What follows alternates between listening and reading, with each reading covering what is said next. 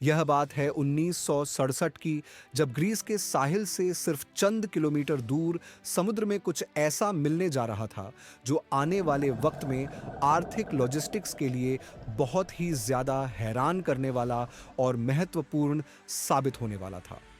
1967 में Nicholas Fleming, एक maritime archaeologist, Greece के साहिल से थोड़ा ही दूर एक आइलैंड पर गया जो हीलोस नाम से जाना जाता है।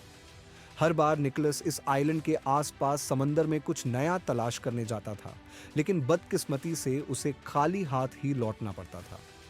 लेकिन इस बार निकोलस की जिंदगी बदलने जा रही थी। जब उसने एक बार फिर से समंदर में डाइविंग की तो 13 फीट की गहराई पर निकोलस की नजर चंद ऐसे स्टोन्स पर पड़ी जो दूसरे पत्थरों से काफी अजीब दिख रहे थे। इन पत्थरों की शेप रेगुलर पैटर्न में बनी हुई थी, यानी यह किसी भी तरह नेचुरल नहीं लग रहे थे।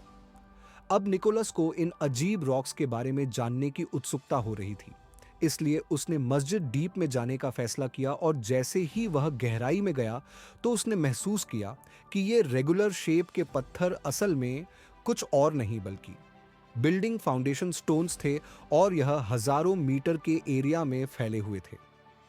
पहले तो निकोलस को समझ नहीं आया कि समंदर के इस हिस्से में बिल्डिंग फाउंडेशन स्टोन्स क्या कर रहे हैं, लेकिन बाद में निकोलस को पूरा यकीन हो गया कि समंदर के इस हिस्से में उसने कुछ एक्स्ट्रॉर्डिनरी चीज तलाश कर ली है।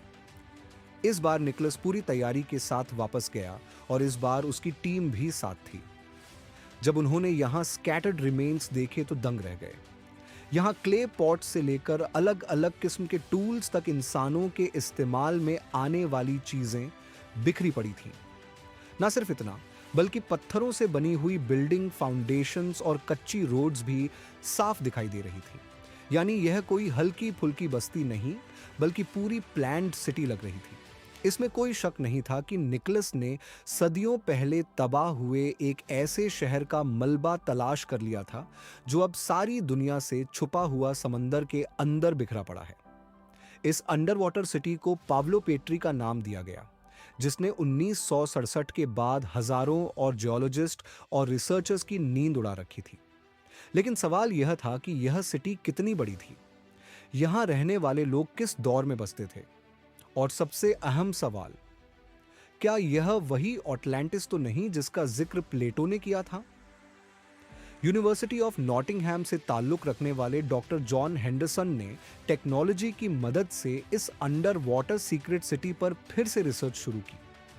रिसर्च के दौरान उन्हें इंसानों के इस्तेमाल की कुछ और चीजें भी मिलीं, जिसमें पत्थर से बना हुआ एक ऐसा टूल भी था जिससे व्हीट या कॉर्न का आटा निकाला जाता था।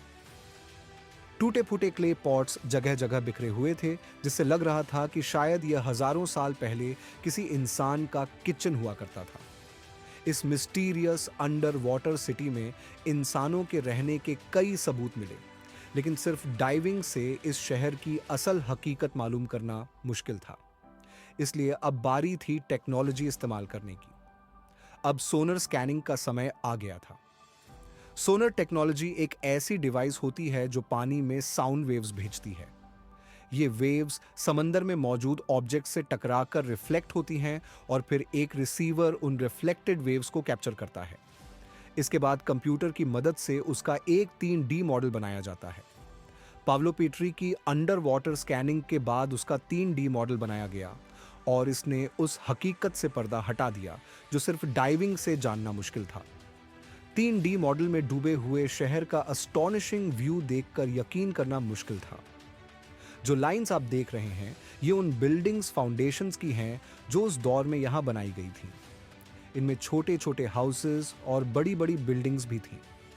सबसे हैरान करने वाली बात यह थी कि यहां सारी बिल्डिंग्स एक प्रॉपर पैटर्न में बनी हुई थी, जैसा कि आजकल मॉडर्न सिटीज में होता है। यानी यह मिस्टीरियस अंडर वाटर सिटी इंसानों की एक ऐसी सिविलाइजेशन के हाथ में थी जहां काफी डिसिप्लिन पाया जाता था।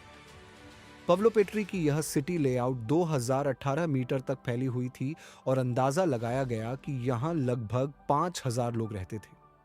कार्बन डेटिंग से यह मालूम पड़ा कि क्ले पॉट्स और अन्य सामान ब्रॉन्ज एज के थे, यानी यह सिटी लगभग 5500 साल पुरानी थी।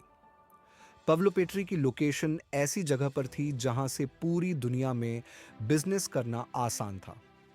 इस लोकेशन को खास तौर पर इस वजह से चुना गया था ताकि यहां रहने वाले लोग आसानी से बिजनेस कर सकें। पानी के नीचे बिखरे हुए रिमेन से यह बात साबित होती है कि पावलो पेट्री उस दौर में मैन्युफैक्चरिंग हब हुआ करता था, और वह भी टेक्सटाइल मैन्युफैक्चरिंग का। उस दौर में थ्रेड्स को वीव करने के लिए धागों के किनारों पर इक्वल वेट स्टोन्स लटकाए जाते थे ताकि थ्रेड्स झूल ना जाएं।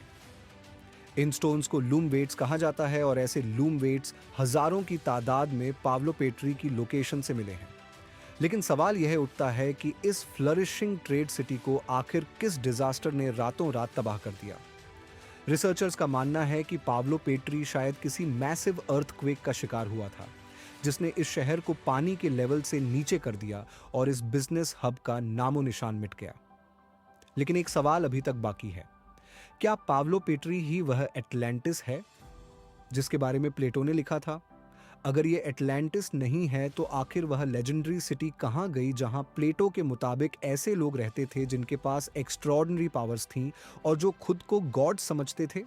उम्मीद है कि यह वीडियो भी आप भरपूर लाइक और शेयर करेंगे। आपके लव फील्ड कमेंट्स का बहुत शुक्रिया। मिलते हैं अगली शानदार वीडियो में।